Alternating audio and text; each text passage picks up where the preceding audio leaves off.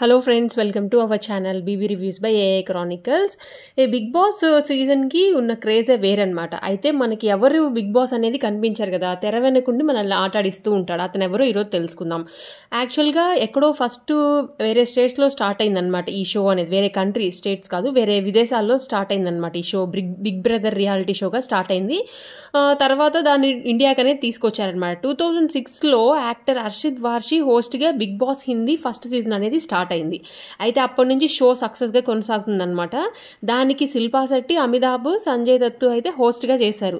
Season 4లో entry ఇచ్చిన సల్మాన్ ఖాన్ కూడా తన హోస్టింగ్తో మంచిగా సెట్ అయ్యాడనమాట.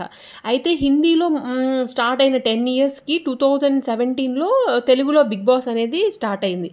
దానికి ఫస్ట్ ఎన్టీఆర్ అనేది హోస్ట్గా చేశారు. తర్వాత టాప్ సెలబ్రిటీలు ఎక్కువ మంది ఫస్ట్ సీజన్లో ఉండడం వల్ల మంచి సక్సెస్ అనే వచ్చిందనే చెప్పాలి. అయితే ఫస్ట్ సీజన్ విన్నర్ శివబాలాజీ అయితే వచ్చాడు. అయితే ఇతని ఎన్టీఆర్ కమిట్మెంట్స్ కారణంగా అతను సీజన్ 2 నుంచి హోస్టింగ్ అయితే తప్పుకున్నాడు. తర్వాత మనకు తెలిసిందే నాని అయితే చేశాడు హోస్ట్గా.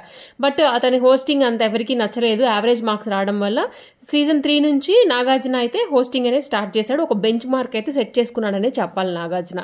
ఇప్పుడు నాగార్జున స్టార్ట్ చేసిన దగ్గర నుంచి టీఆర్పీస్ కూడా మంచిగా అయితే వస్తున్నాయి.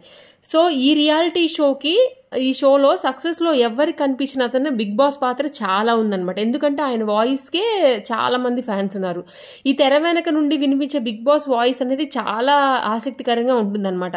గంభీరమైన స్వరంతో కంటెస్టెంట్స్కి ఆదేశాలు ఇచ్చే బిగ్ బాస్ గొంతు ప్రేక్షకుల్లో ఎక్కడ లేని క్యూరియాసిటీ అయితే కలగజేస్తుంది అనమాట. అయితే ఎలాంటి ఎమోషన్స్ చూపించకుండా కేవలం రూల్స్ రెగ్యులేషన్స్ మాట్లాడుతూ కంటెస్టెంట్స్ని బిగ్ బాస్ గైడ్ చేస్తూ ఉంటాడు. చివరికి నాగార్జునకు కూడా ఆదేశాలు ఇచ్చే అధికారం బిగ్ బాస్కి ఉంటుందన్నమాట. ఆయన కూడా బిగ్ బాస్ చెప్పిన మాట వినాల్సిందే. యాక్చువల్గా నిజంగా అయితే బిగ్ బాస్ అనే వ్యక్తి ఎవరూ లేరు, అదొక ఫిక్షనల్ క్యారెక్టర్ మాత్రమే.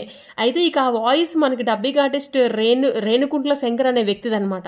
ఆయన చాలా సినిమాలకి, సీరియల్స్కి డబ్బింగ్ ఆర్టిస్ట్గా చేశాడు.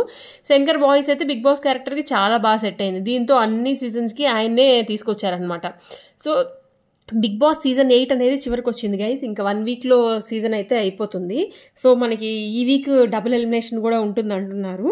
సో మనకి టైటిల్ విన్నర్ ఎవరో కూడా తెలిసిపోతుంది. టికెట్ ఫినాలే అయితే అయిపోయింది ఈ వీక్లో. సో మన ఛానల్ ఎవరైనా కొత్తగా చూస్తుంటే ప్లీజ్ లైక్ చేయండి, షేర్ చేయండి, సబ్స్క్రైబ్ చేసుకోండి. మీ favourite contestant and title winner ఎవరు అనుకుంటున్నారో కూడా కింద కామెంట్లో చెప్పేసేయండి.